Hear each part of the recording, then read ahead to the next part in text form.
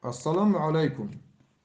Меня, как общественного деятеля, попросили прокомментировать ситуацию, сложившуюся по поводу воздвижения в столице Дагестана памятника руководителю Азербайджана в советскую и постсоветскую эпохи Хайдару Алиеву.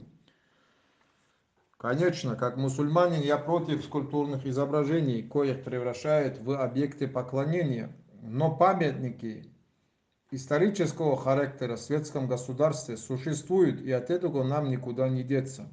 Да, в целях развития дружбы и добрососедства принято оказывание знаков внимания соседним государствам и народам, в том числе и через установление памятников. В связи с этим, проконсультировавшись с общественными деятелями, хочу донести нашу мысль широкому кругу общественности и государственным органам Азербайджана и Дагестана.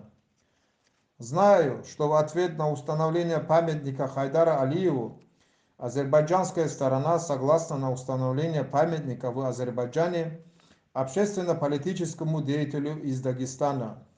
Предлагается установление памятника поэту Расулу Гамзатову в Баку. Следует заметить, что данная фигура не является фигурой политического характера и не удовлетворяет запросы широких масс населения Дагестана. Считаем наиболее приемлемым вариантом установления памятника в городе Закатала равнозначному политическому лидеру Умахану Великому. Тем более в свое время Хайдар Алиев предусматривал вариант установления памятника Умахану Великому в городе Закатала на коне.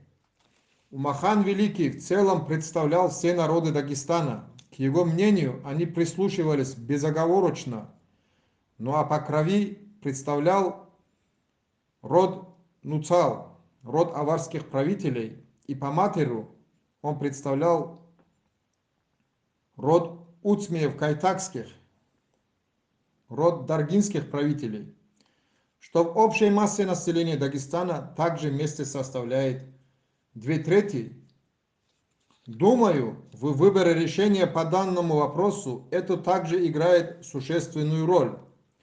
А то, что нами предлагаемый вариант прорабатывал, но не успел осуществить сам Хайдар Алиев, также говорит в пользу предлагаемой кандидатуры. Величественный воинский типаж лица и фигура аварского правителя XVIII века верхом на коне украсит город Закатала, так же, как харизматичный вид руководителя Азербайджана в Махачкале. На ином варианте, уверен, не будет согласия у общественности дагестанской. Конечно, есть и иные фигуры, но нужно согласиться на то, что Умахан Великий самый достойный кандидат из всех